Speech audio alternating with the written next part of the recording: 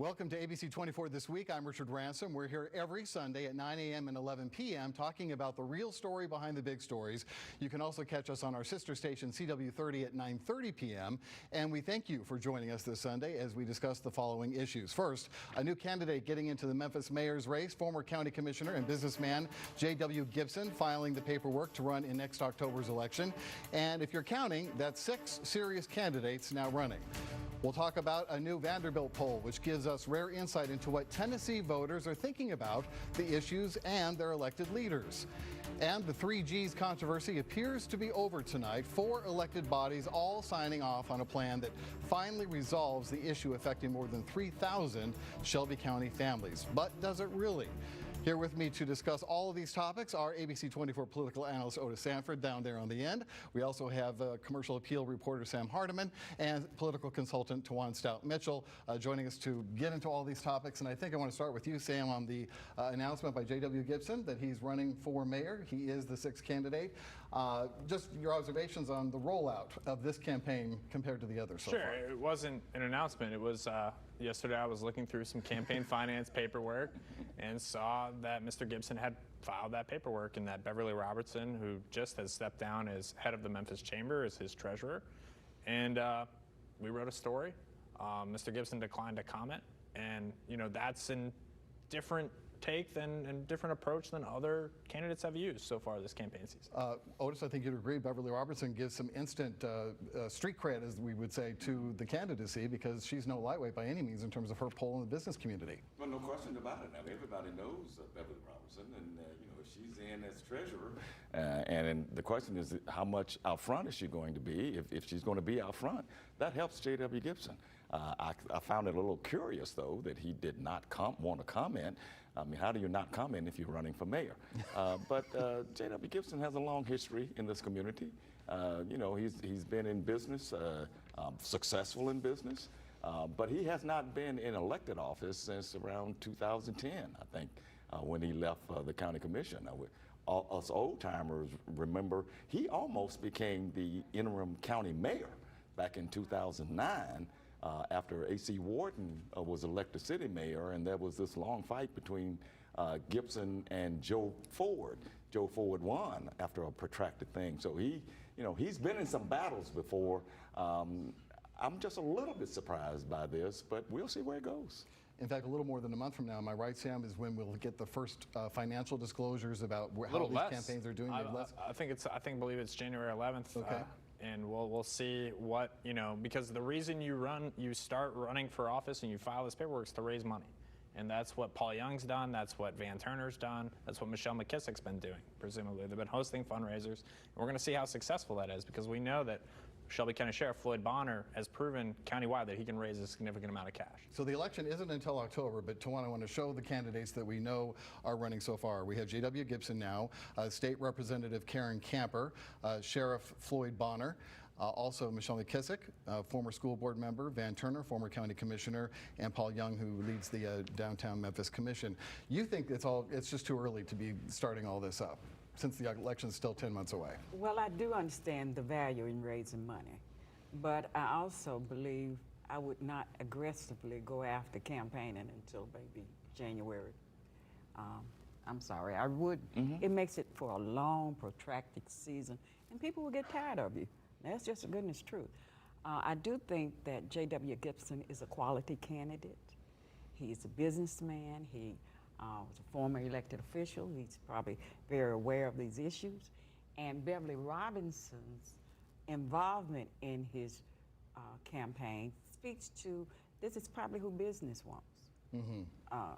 And it also speaks to the fact that Beverly Robinson is not going to be a candidate because her name has been floated several times. And I know people who have been trying to encourage her to run. So it eliminates her from being a candidate too. So there is this residency issue that's still floating out there, and maybe some folks are waiting to see what happens with that. Sam, where does that stand? Are you up to speed on it? Yeah. At present, the last I reported is, you know, Attorney Alan Wade, who works for the Memphis City Council, he also works for the Shelby County Election Commission. I think he's kind of working in both capacities here. City Attorney Jennifer Sink is sort of deferred to him. He's got his fingers in a lot of pies. And he said that the city's residency requirement, which is in the charter, doesn't apply because of various Supreme Court decisions and a referendum in 1996 that said that the mayor's office should have the same limits as the city council. And so you're going to have that, but you have a qualifying deadline in July. And there's a city charter, and one attorney's opinion, per se, maybe doesn't preclude a well-heeled legal team from challenging it. And if you were a candidate, per se, would you not want, if you were going to challenge Van Turner's residency or Floyd Bonner's residency and you were another candidate, you at least get that issue in the media for a period of time. Whether or not, if you knock them off the ballot, that's a bonus.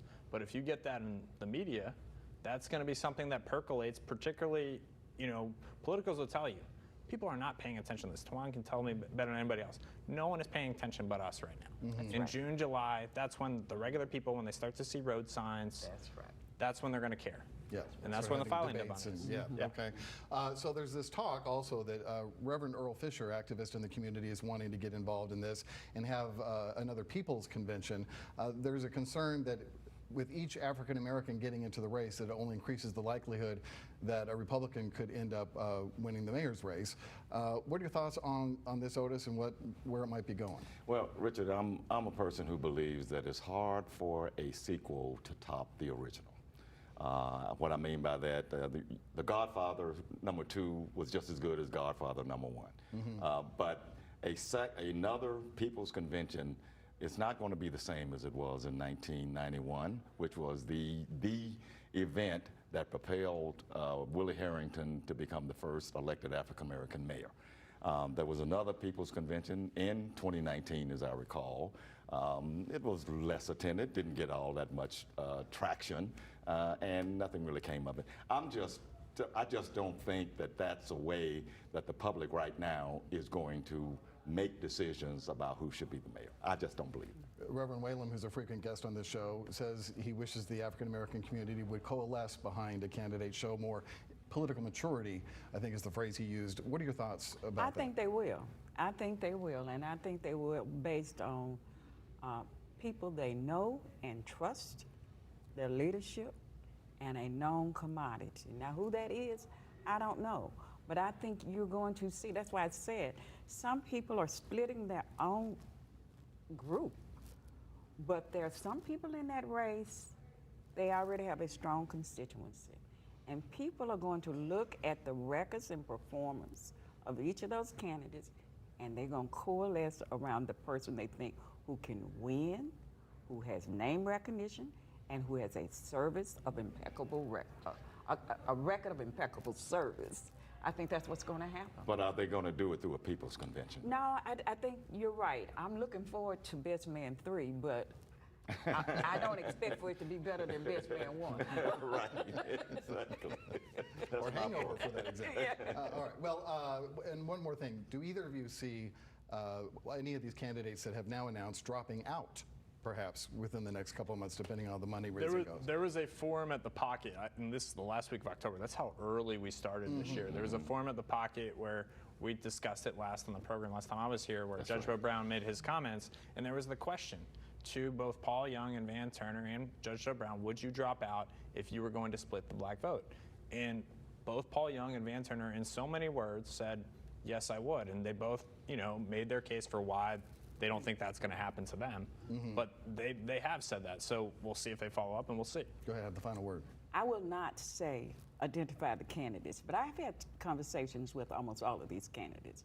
And I've said that there are places in government for each of them, and probably in the long run, an opportunity for mayor, but not in the short run. Some of them would make good city attorneys. Some of them would make good CAOs, but they had said to me they were not interested in anything else other than being mayor. Okay. Yeah. All right. We'll leave it there. We'll be talking about this topic, I know, for the months to come, luckily, because we have until October. We're going to take a break. When we come back, a new poll out by Vanderbilt University giving some fodder for conversation right after this.